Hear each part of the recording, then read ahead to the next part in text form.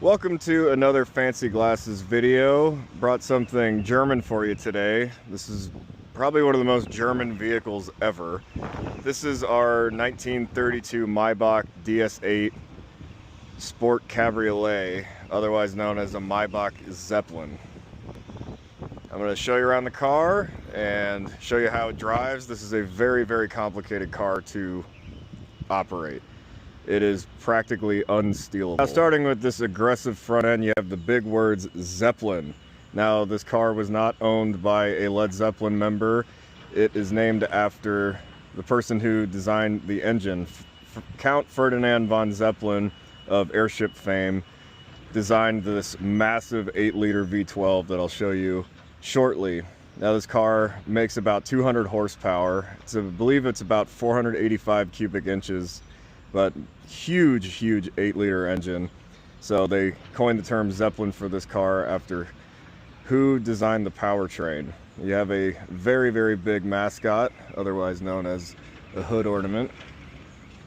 Now, Maybach is kind of just a badge now that they slap on Mercedes, but back in the day it was its own manufacturer. They made about 300 Maybachs back then. However, this is a DS8. There was also a DS7, so this is one of the 28 that were ever built out of the DS7 and DS8, and we are happy to have her. We actually have another DS8 limousine that's in dire need of restoration that hopefully we'll get to someday, but this is completely fully restored. And isn't she pretty?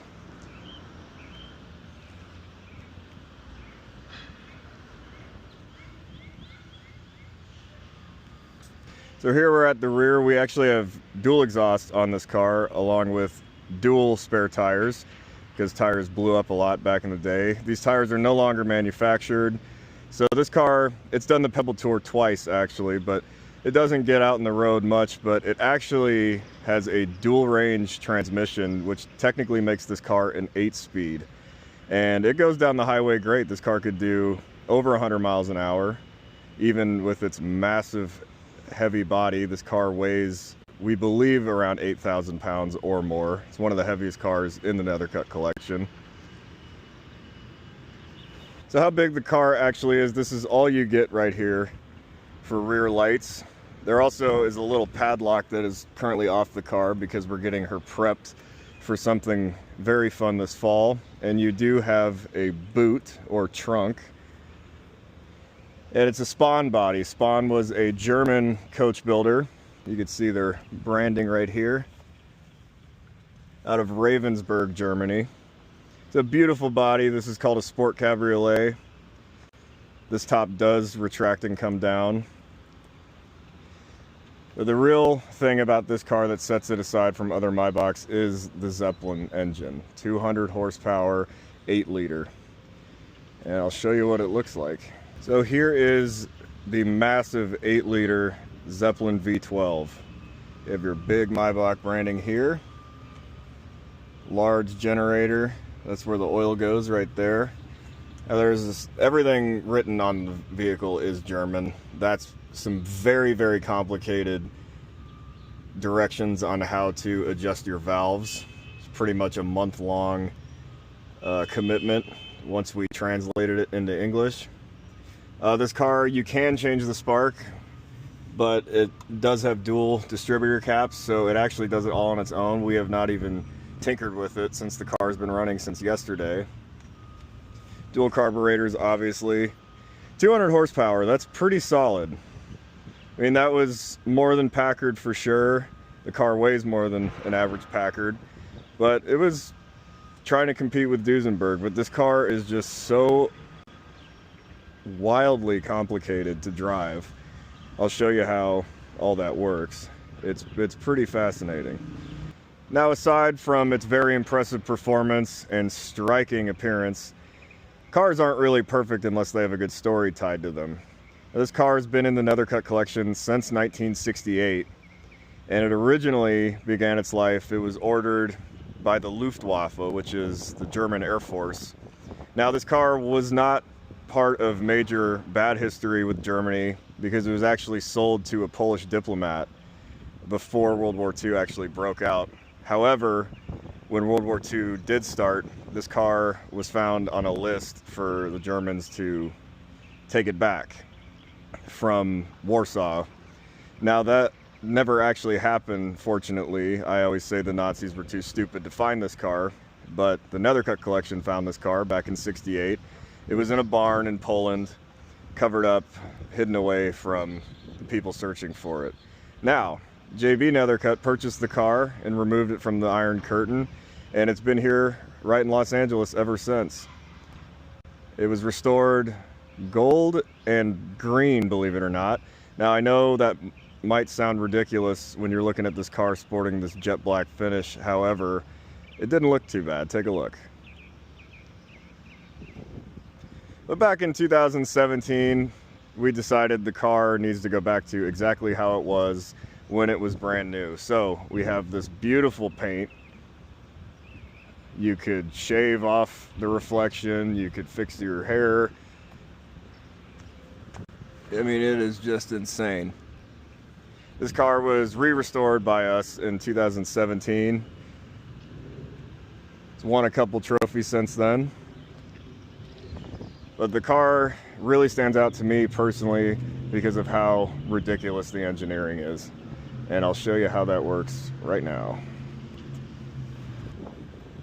So I got the window rolled down. Right now it is a very warm day in Southern California. This beautiful black leather. I apologize that you're not able to smell this through YouTube, but it just has such a rich aroma.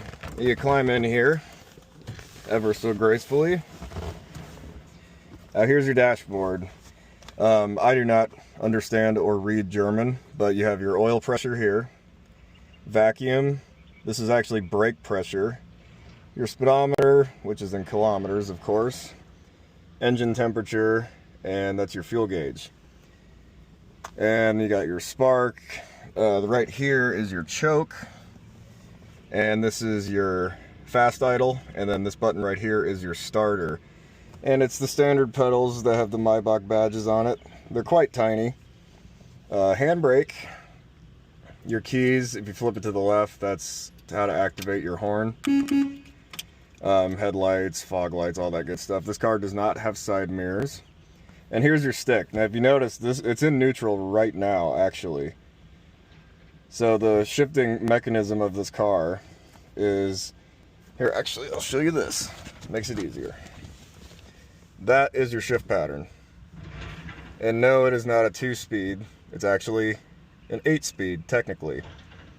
Don't ask me how to say the word dual range in German, but it is very, very complicated, especially for 1932. So how does this car actually operate? You only use the clutch just for initial starting and coming to a complete stop. So you push the clutch in, go into your low range. Now you're already in first gear right here on your steering column. So this is a pre-select dual range transmission. So what that means is once you ease off the clutch and start rolling, when you need to shift into second, you push this left lever up and you have to completely remove your foot from the throttle. The car will not shift if your toe is even resting on it.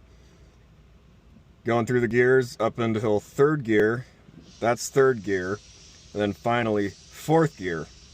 Now, you still have 4 more speeds, but you're still in low range, so, and you clutch all the way down, right in between the seats, and start the process all over. So, 8 speeds in 1932. Very, very funky, and it's a lot of fun trying to figure out how to drive it. Once you get the hang of it, it's actually not that hard, but a lot of hand moving going on. Very warm day here in Southern California, and we've been driving this car all day, so it's time to get her back into the shop with the air conditioning. So let me show you how to start it. Now it's already a little warm out, so this is your choke. You'd usually pull that all the way out, but because the engine's a little toasty, you kind of just give it a little half choke, and then you push the key in, which turns on the fuel pump, and push the starter. Oh.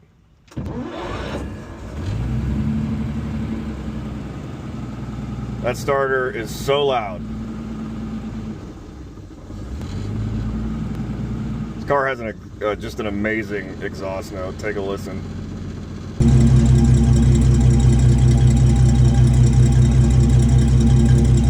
So let's get her back to the shop. Just clutch in, first gear. This car has unbelievably difficult steering. It's very, very heavy. Hi! Got some visitors looking at the train today. So watch, you shift up to, actually this isn't enough RPMs, I'll show you in a second. I do not want to hit this gate. But I have right-hand drive on my side today. Like a glove. So you just build up some speed.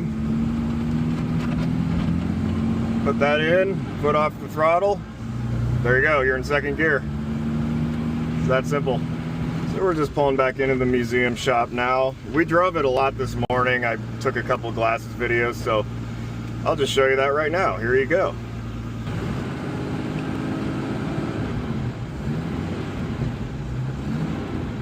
Oops. There it goes. Throttle is so touchy. I mean, you really have to go completely off. Yeah, I mean, I think it's just a matter of getting to the right RPMs and then, you know, completely off.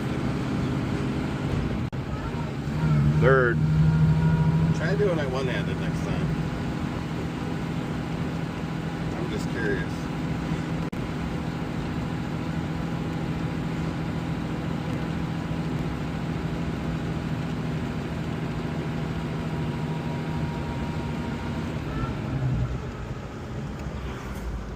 So yeah, you don't want to put it right down to first immediately. It does not like that. So this is first gear. I heard it change. Okay, roll off the clutch. Building up RPMs. Second, foot off the throttle.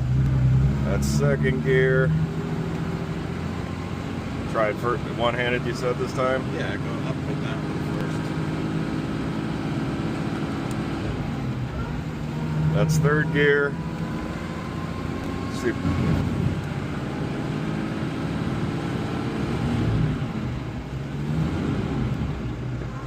There it goes. Now you gotta pause a little bit longer. Yeah.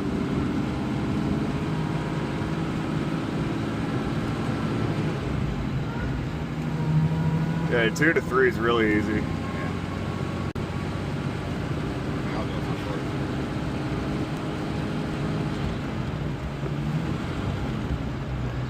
There we go. Now she's in fourth. There's your vacuum going. The brake pressure gauge is just neat. How cool is that? The brakes on this car are actually phenomenal considering how heavy this vehicle is.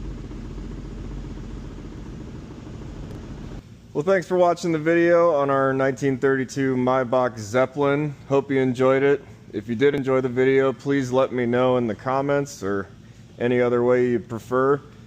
We'll see you in the next one.